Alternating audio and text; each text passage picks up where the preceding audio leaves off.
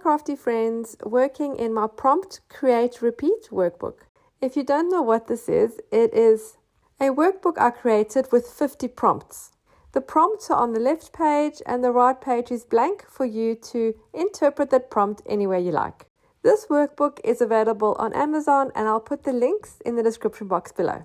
Today I'm working with the prompt favorite colors.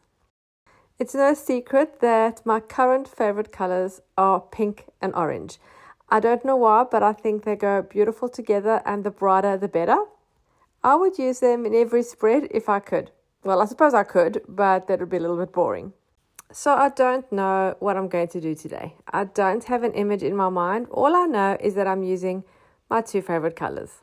Let's just see where this page takes us. So for those who don't know, the paper of this workbook is not any type of mixed media paper. To keep costs down so I can make it affordable for you, the paper is only 100 GSM.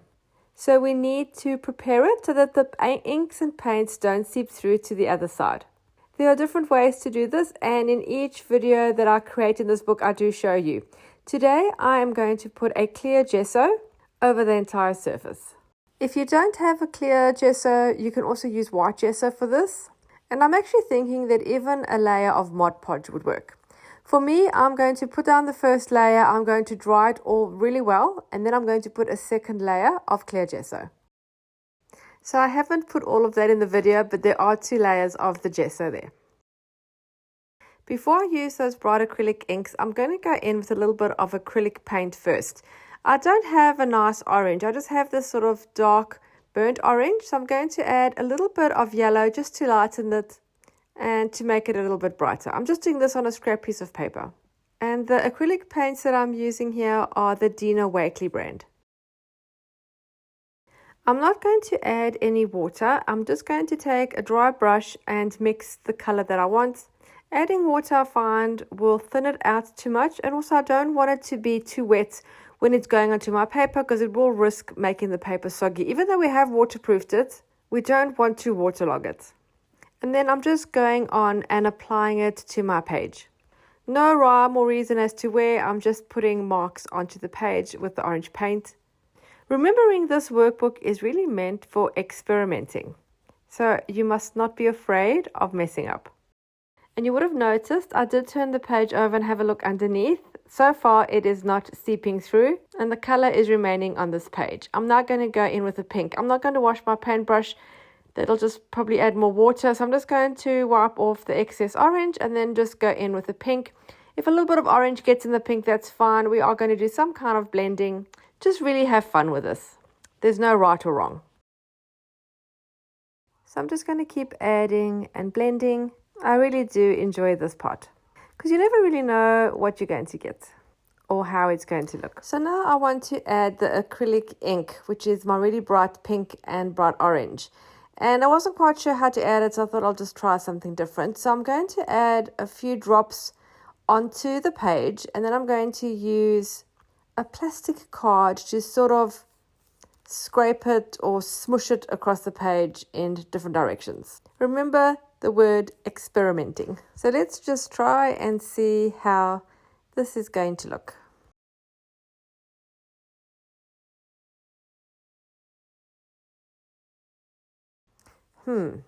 Not really what I imagined, but let's try the orange. We've come this far.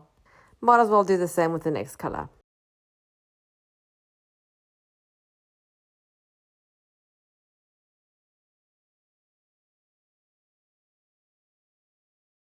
That didn't work how I imagined, but that's okay. It still looks okay. We can work with it. And we have lots of other pages in this workbook to try it again.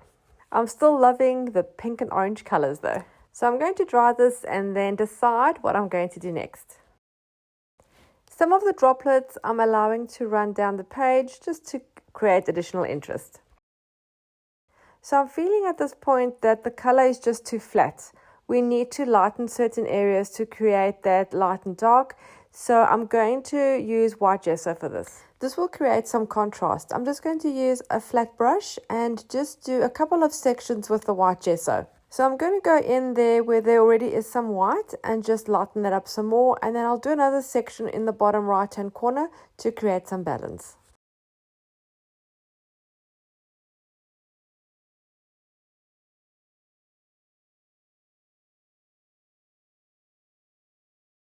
I'm quite happy with that. I want to add a bit more interest into this background, so I'm going to use an alphabet stencil and some ink. I've got a nice bright pink. This is just a distress ink, and I'm going to use my blending brush and then just go through the stencil. I'm going to concentrate mainly over the white areas that I've just created. Obviously, you'll be able to see it more clearly there, but I will do some over the colored areas too, because that just adds depth.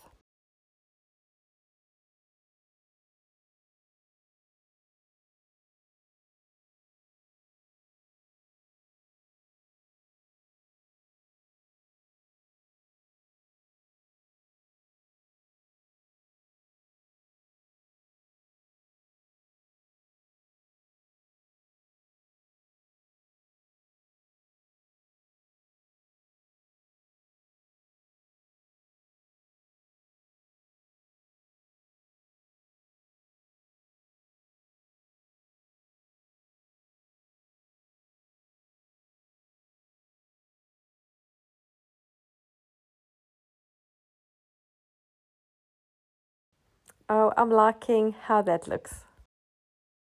So I want to add a little bit more white to lighten everything up. And I'm going to do this by adding some white acrylic paint splatter. And this is just watered down acrylic paint. And I use a fan paintbrush, and I'm going to just splash a few droplets over the page.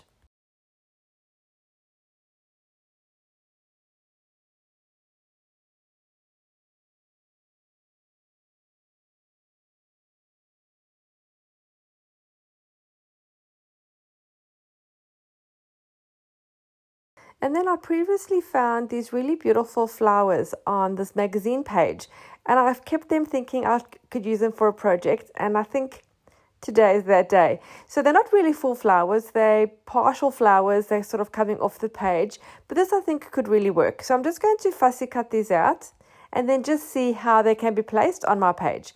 They're not quite bright pink, which was my theme of the pink and orange, but they've got the beautiful tones, and I think it'll suit the colors really well. And the magazine I got it from is actually a free magazine that I get at the supermarket. It's one that has all types of recipes and grocery things inside. So these are free focal points, and I think they will look great just like that. It's as if they were made for this page. I'm so happy. So I'm going to apply them to my page, and I'm just using glue stick.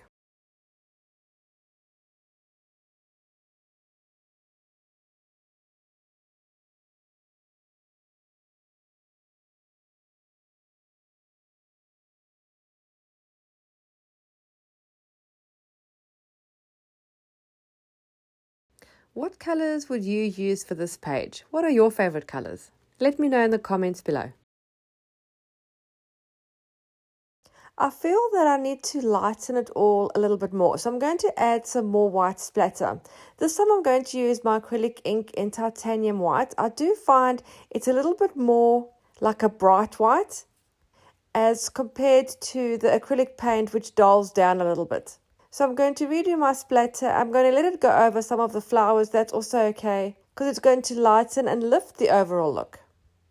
Once that's all nice and dry, I'm going to do some writing. Now, I'll be honest, I always get nervous with this because I'm scared that I'm going to make it wonky or uneven or not space it out properly. But this is something that I need to practice, and I'm going to do my best to practice in this workbook. So I found a nice quote to do with colors, and I'm just going to freehand write it on this section. I'm doing it on the lighter section so it's a bit more visible. I'm just going to go over it a second time just to make it more bold. And then I'm going to use a thin black fine liner and just go all the way around the pages. I'm going to skip over though where the flowers are. It's just going to go on the background.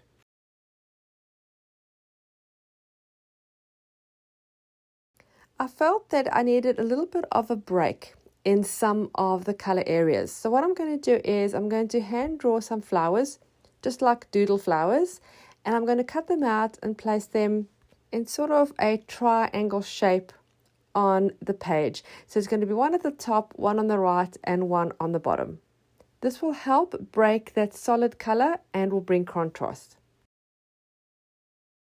I'm also going to do another half flower for the right hand side, just to make it less monotonous. And then I'm going to stick these down. As another interesting little piece, I did do a few more flowers and I put them on the left on the quote page, just to extend the design over. I then also stamped today's date so I can keep a record of when I did each page. Thank you so much for taking the time to watch. I really hope you enjoyed this video and were inspired to create your own bright colored page in your creative journal. Don't forget to subscribe to my channel and then hit the little bell so you're notified every time I upload new content. Just a reminder that this Prompt Create Repeat workbook is available on Amazon. The link will be in the description box below. Thanks again for watching, happy creating, and I'll see you again soon. Bye.